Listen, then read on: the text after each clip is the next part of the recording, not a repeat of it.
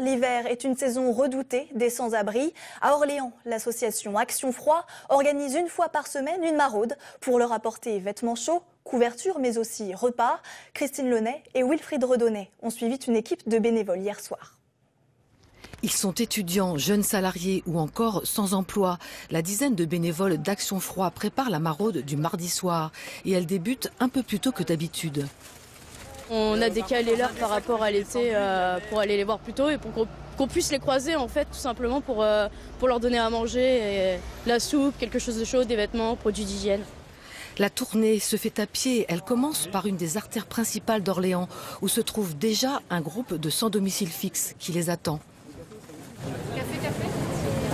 Ça nous fait énormément plaisir. Regarde, je suis en train de prendre une soupe. Ça me fait beaucoup plaisir. Je n'ai pas encore mangé pour la journée. À certains moments, c'est dur, surtout quand on rencontre des petits-enfants, mais même quand on rencontre des sans-abri qui sont dans des états un peu compliqués, qui ont du mal et qui ont besoin qu'on leur remonte le moral. Mais en même temps, ça fait plaisir de les voir sourire quand on arrive et de les voir, qui nous remercient beaucoup, alors qu'au final, c'est un petit geste qu'on prend l'habitude de faire. On discute avec eux, on leur apporte un peu même de réconfort, de la chaleur. C'est toujours une petite aide, même si ce serait mieux qu'il y en ait une plus grande, mais voilà. La maraude d'Action Froid suit habituellement un circuit très précis dans l'hypercentre-ville. Mais ce soir, au froid, vient s'ajouter la pluie. Je ne sais pas si on va avoir grand monde à cause de la pluie.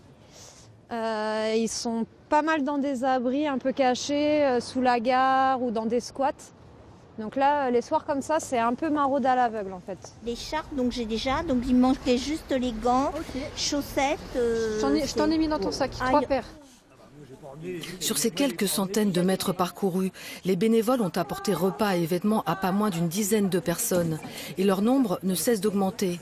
C'est ce que constate Morgane, doyenne du groupe, à l'origine de cette maraude. On a commencé l'antenne en janvier ou février, on n'est même pas encore au mois de décembre. Et le chiffre a bien triplé, voire quadruplé. Donc on se rend compte effectivement qu'il y a plus de gens, de plus en plus de personnes à la rue, mais aussi des personnes logées dans la précarité qui viennent parce qu'ils savent qu'on va distribuer des conserves alimentaires ou des produits d'hygiène. La maraude se poursuit dans la nuit pour Morgane et sa jeune équipe, qui dès demain se mettra en quête de collecter ce qui est nécessaire aux sans-abri. Un travail au long cours qui permettra bientôt, peut-être, d'ouvrir une antenne à Tours.